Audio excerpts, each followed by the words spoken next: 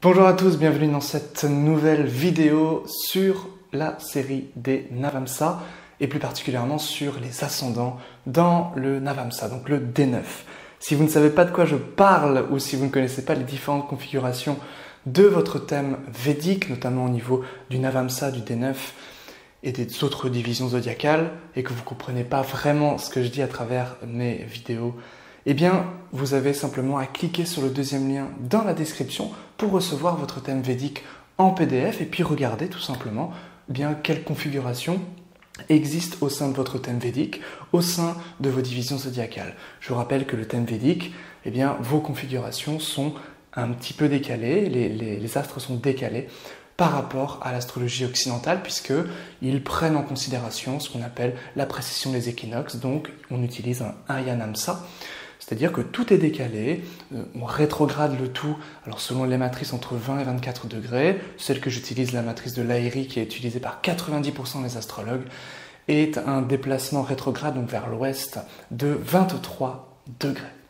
Maintenant, on passe au générique.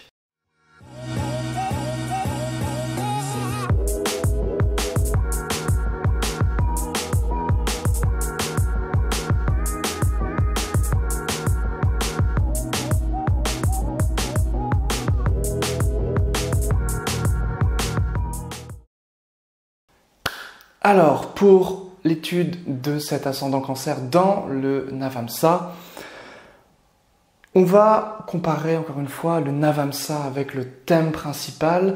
Et aujourd'hui, ce qui sera absent, l'élément, le signe, sera le signe d'air. Voilà. Le signe d'air ne sera jamais, donc si vous êtes ascendant Gémeaux, Balance ou Verseau, vous ne serez jamais ascendant Cancer dans le Navamsa.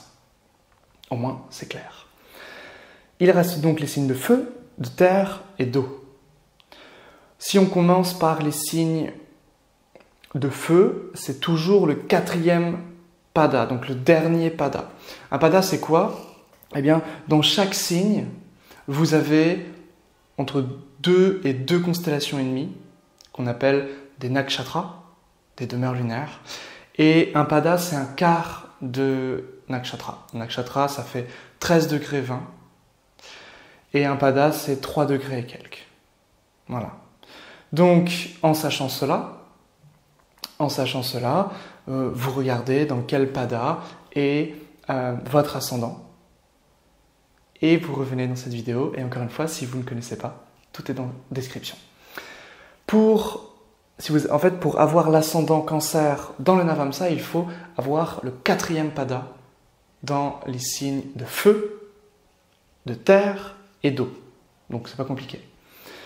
Donc les signes de feu, alors déjà ce qu'on peut dire de manière globale avec l'ascendant pour tout le monde, l'ascendant cancer, c'est que évidemment, comme c'est la lune qui régit le cancer, dans leur vie, tout va leur paraître émotionnellement un enjeu. Tout va être difficile ou au moins challengeant au niveau de leurs émotions. Ça, c'est très très important. Et pour les signes de feu, par exemple, si vous êtes bélier ou lion dans votre thème principal et que vous avez le cancer, ascendant cancer en Navamsa, alors vous serez d'une nature très masculine.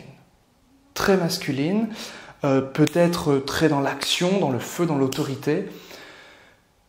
Et votre enjeu, ce sera de découvrir votre part féminine. Chose que vous ferez à partir de 35, 36, 37 ans. Pourquoi? Parce que le Navamsa, c'est quoi? C'est évidemment, ça nous parle du mariage, ça nous parle de la vie affective, ça nous parle du dharma, ça nous parle de notre karma, et ça nous parle aussi de la seconde moitié d'existence.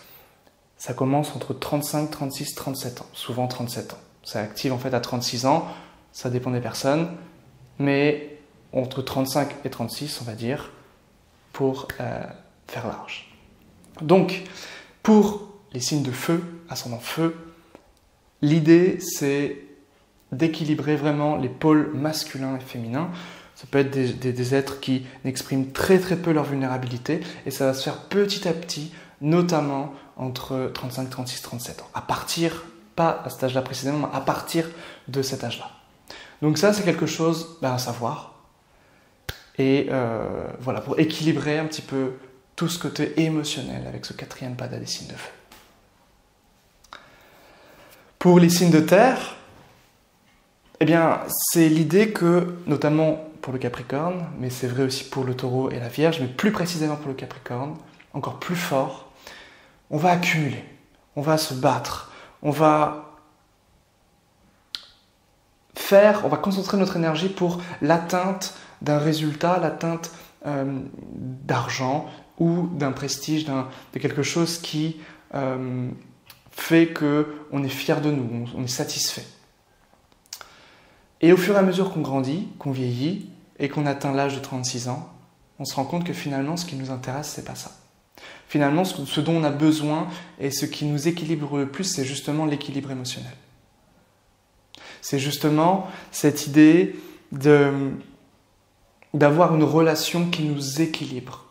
Et c'est à partir de ça qu'on peut vraiment croître et qu'on peut vraiment grandir quand on est ascendant terre dans le thème principal et qu'on est ascendant cancer dans le Navamsa. Pour les ascendants hauts, Cancer, Scorpion, Poisson, 4e pada, et qu'on est ascendant Cancer dans le Navamsa, là, c'est toute une idée de grandir à travers leur propre équilibre émotionnel, mais le leur, pas en rapport avec les relations, le côté relationnel, mais en rapport avec leurs propres émotions. Du coup, ils doivent être un petit peu comme une corde de guitare qui doit être accordée de la plus juste des façons pour pouvoir vibrer. Voilà. Et c'est à travers cette vibration, à travers cet équilibre émotionnel qu'ils peuvent véritablement s'épanouir. Et ça va se faire petit à petit, c'est vrai plus facilement que les autres ascendants, puisque, on va dire, c'est la même énergie, c'est le même élément. Voilà. Maintenant, pour tous les ascendants cancer dans le Navamsa, c'est quand même l'idée que c'est pas la meilleure des positions pour le mariage. Pourquoi ? Parce que déjà, vous allez vous marier tard. Si vous êtes ascendant cancer dans le Navamsa, vous allez vous marier tard. Parce que Saturne régit la maison 7 de Capricorne qui est en face. Également, l'épouse, pour un thème masculin, le mari, pour un thème féminin, sera d'une nature plutôt froide, autoritaire, ambitieuse, aura un mindset, peut avoir un mindset de businessman, d'homme d'affaires, quelqu'un qui est dans la réussite, qui travaille beaucoup, qui veut un certain succès. Et c'est très drôle de remarquer que le cancer est quelqu'un de très émotionnel, le capricorne de très structuré, et les deux matchent très très bien. Parce que l'un a besoin de l'autre.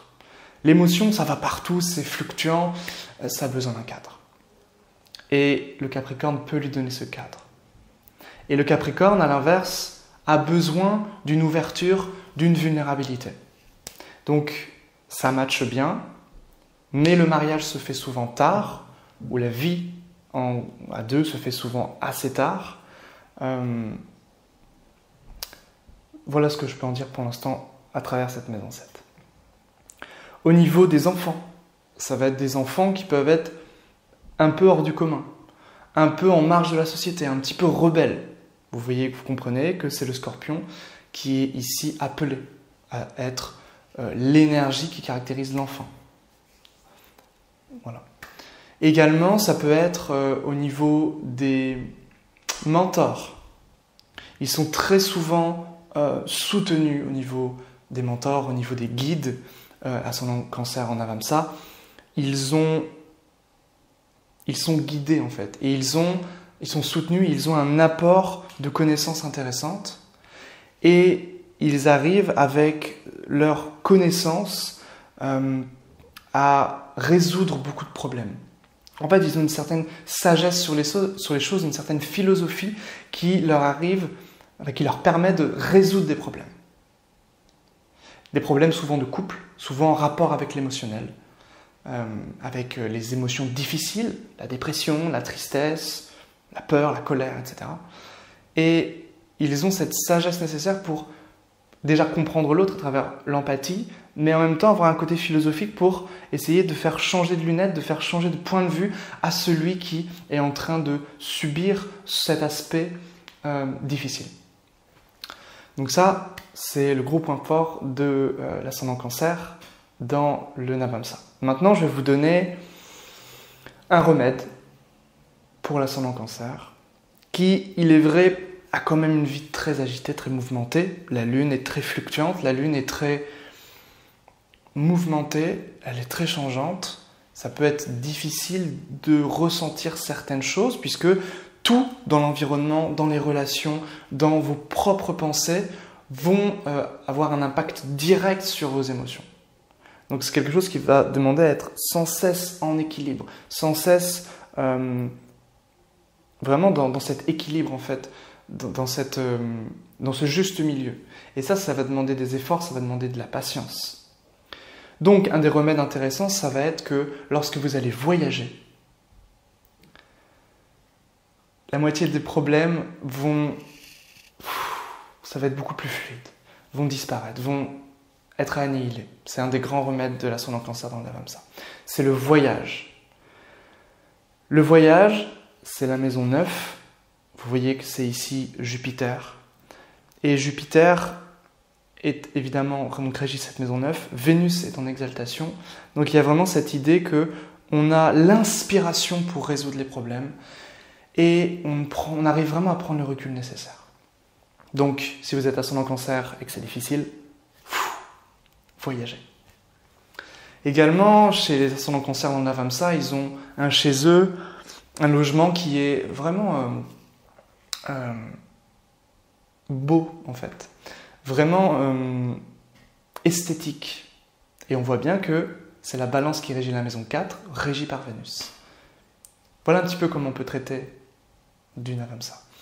Et ça c'est très intéressant, ça veut dire que même si c'est le foutoir au niveau du couple, parce qu'il y a des grands problèmes de communication entre le Capricorne et la Lune, enfin, et les cancers, parce qu'il y en a une qui veut parler avec les émotions, qui est sur le plan des émotions quand l'autre est sur le plan plus intellectuel et de l'action.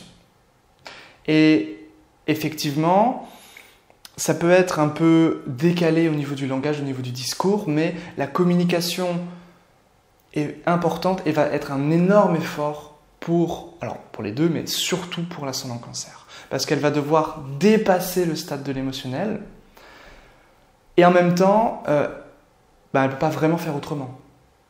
C'est ça la grande contradiction. C'est pour ça que c'est un placement difficile pour le mariage. Parce qu'on va devoir faire preuve d'une inspiration pour faire comprendre à travers nos émotions ce qui est au-delà des émotions. Donc ça, c'est un peu tarabiscoté. Mais voilà, ça c'est tout l'enjeu de l'ascendant Cancer dans le Navamsa. Également, qu'est-ce que je peux dire d'autre? Au niveau de l'argent. Au niveau de l'argent, souvent on arrive bien à avoir de l'argent, surtout à partir de 33 ans, chez l'ascendant Cancer.